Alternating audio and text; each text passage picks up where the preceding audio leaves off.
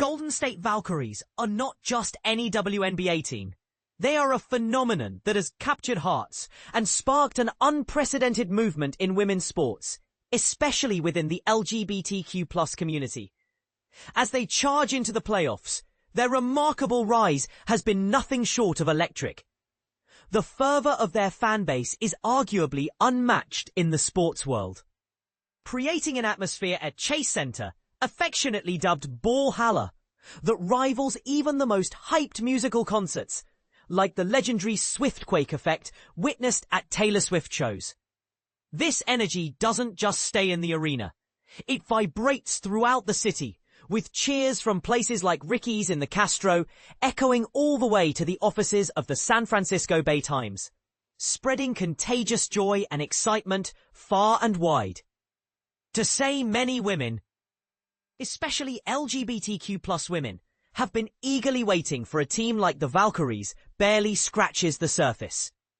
When the Golden State Warriors announced on October 5, 2023, that they had secured a WNBA expansion franchise, it sent shockwaves through the queer community, akin to a long-awaited, life-changing prophecy. For decades, this community had yearned for a WNBA team in the Bay Area, and now that wish was finally coming true. Yet, despite the buzz, few foresaw just how successful the Valkyries would become, both on and off the court. WNBA Commissioner Cathy Engelbert, herself once a university women's basketball team captain, had her eye on the franchise from the very beginning. She acknowledged the Warriors' proven excellence, saying, "We are thrilled about expanding to the Bay Area, a place packed with passionate basketball fans and a rich history of endorsing women's sports. Joe Lacob, Peter Guber, and their leadership know how to build a world-class sports organization."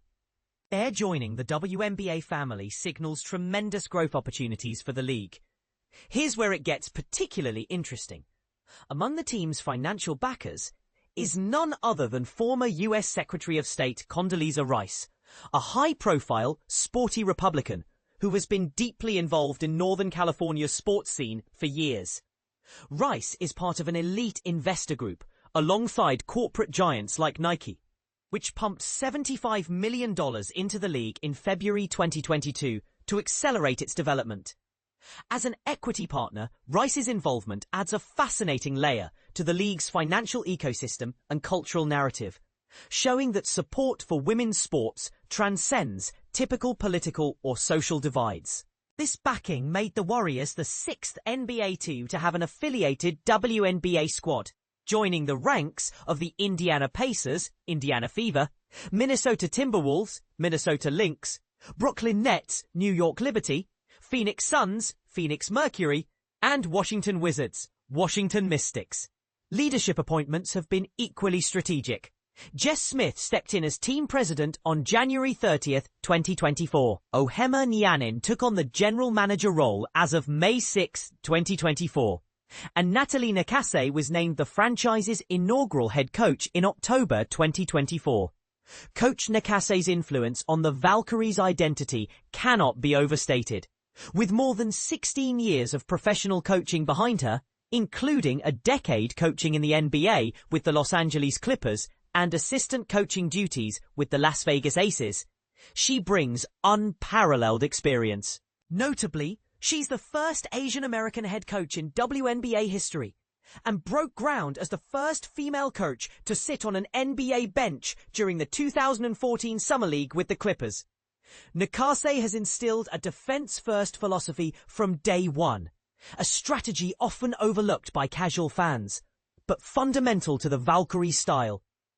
This defensive grit forms the bedrock that allows the team to speed up their offense effectively.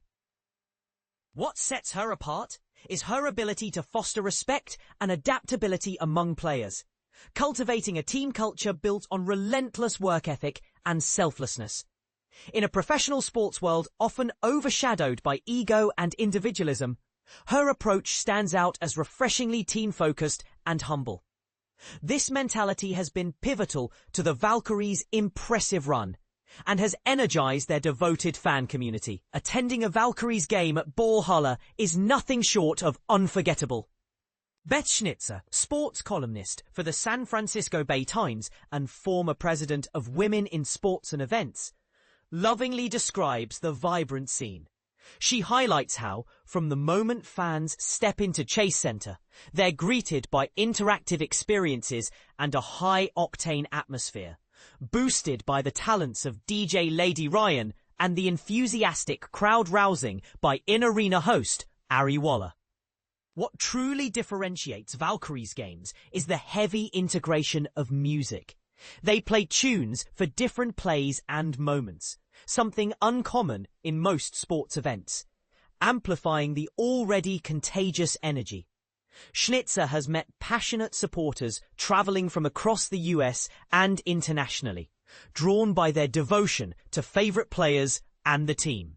There's even a playful observation about how some fan dedication mirrors romantic pursuit patterns seen in lesbian communities, reflecting strong cultural ties within the fandom. Players themselves consistently exude warmth and appreciation for their fans, engaging with them joyfully before and after games, something Schnitzer has witnessed firsthand. Recently, the halftime Jumbotron has started showcasing personal fan messages like birthdays and anniversaries, a tradition common in major arenas that Schnitzer hopes to see grow. The introduction of the charismatic mascot Violet, a violet-colored raven with boundless energy, adds another layer of fun and identity to the fan experience. Looking ahead, the Valkyries are set to host their first ever playoff home game at the SAP Center in San Jose, scheduled for either Tuesday, September 16th or Wednesday, September 17th, due to a scheduling clash with the Chase Center hosting the Laver Cup tennis event. Schnitzer anticipates a strong turnout for the playoff game, with fans from San Francisco and the broader Bay Area likely to make the trip south, potentially expanding the Valkyries fan base across the region. For those who can't score a ticket, fan favorite spots like Ricky's in the Castro and the White Horse Bar in Oakland remain vibrant hubs to watch and celebrate the games with fellow enthusiasts. The social dynamic at bars often offers better chances for mingling and building connections compared to the larger groups attending Ballhalla.